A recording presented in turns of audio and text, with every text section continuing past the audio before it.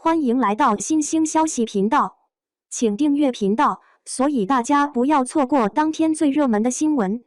我们今天的时事通讯包括以下内容：演员的长相有多重要？看《陆贞传奇》里的赵丽颖就知道了。赵丽颖通过饰演《新还珠格格》中的巧儿开始崭露头角，而《陆贞传奇》则是她真正走红的开始。《陆贞传奇》在10年前播出的时候，可以说是非常火的一部成功的商业片，也是一部不太尊重历史的古装剧。起初看这部剧的时候，令我印象比较深刻的是剧中那新颖的服饰，后面整体看完后感觉人物感情拿捏得非常到位。接下来将从剧情、历史、剧中陆贞、赵丽颖式的表现这3个方面来带大家再重温下这部剧，看看该剧为何当时会那么火。赵丽颖是不是单凭长相脱颖而出的？剧情方面，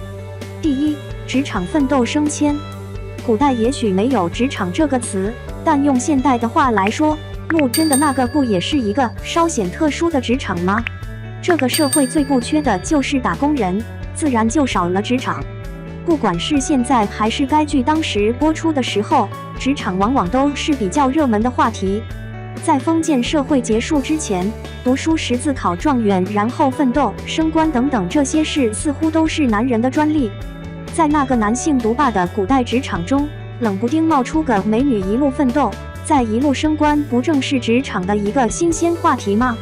虽然剧中依然少不了宫廷和宫斗，但这里的宫斗又跟之前看的视觉疲惫的皇后妃子的宫斗不一样，这里只有妃子跟一个奋斗的女官的强斗，这个设计非常好。第二，乱世情缘。乱世、情、爱这3者似乎是古装剧逃不出的圈子，至少到目前为止接触到的古装剧都至少含有这里面的2个，甚至全部都有。可以说这是个自带流量的内容，在乱世中萌发的真情挚爱也往往会牵引着观众。正所谓时势造英雄，乱世出英雄是时势所趋，典型的就是三国时期。当然南北朝也是一个毫无疑问的乱世。在乱世这个特殊时期，再配上英雄难过美人关，一怒冲冠为红颜的情谊，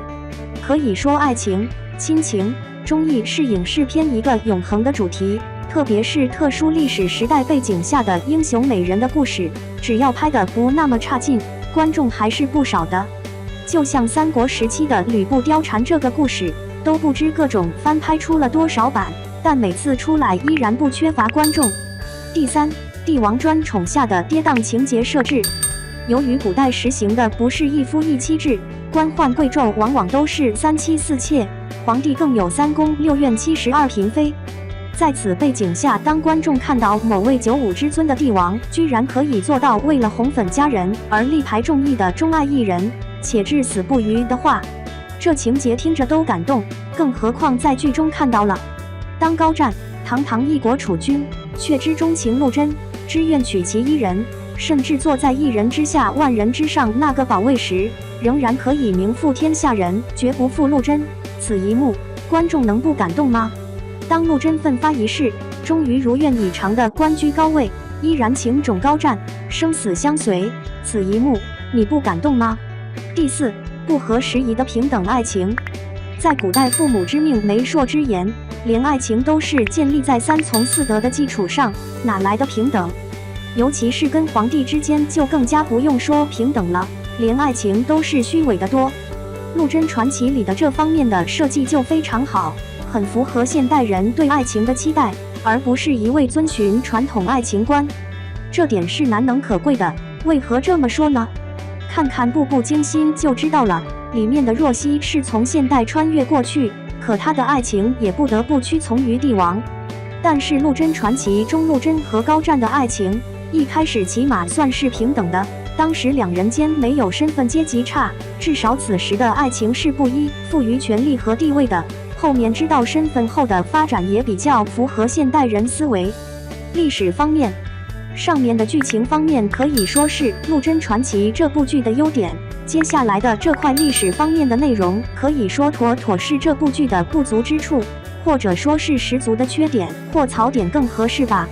这部商业片比较成功的地方，就是做到了以情动人，以情感人。主要体现在这3点：一是皇室高湛高演之间的兄弟情深，礼让有度；二是高湛陆贞那坚贞不渝、至死不变的爱情；三是高湛陆贞对其下属亲友以及天下责任的担当之情。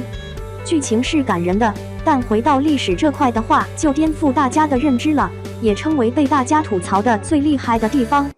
虽然不可否认，正史也是靠人记录下来了，难免有些许偏薄，但绝对不会胡说八道、颠倒黑白。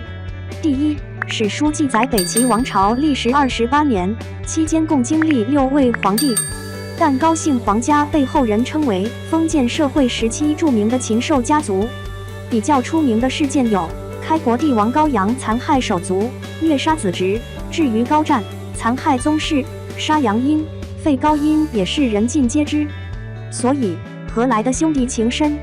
第二，史书记载高湛是历史上有名的昏君，荒淫无度，最终酒色过度致死，且有更为荒唐的逼奸皇嫂事件。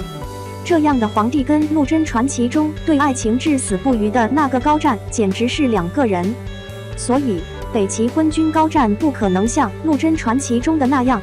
第三，高湛担天下职责，振兴北齐更是无稽之谈，反倒是谋杀忠臣、宠信奸臣，却是有据可查。最后来说剧中陆贞的表现。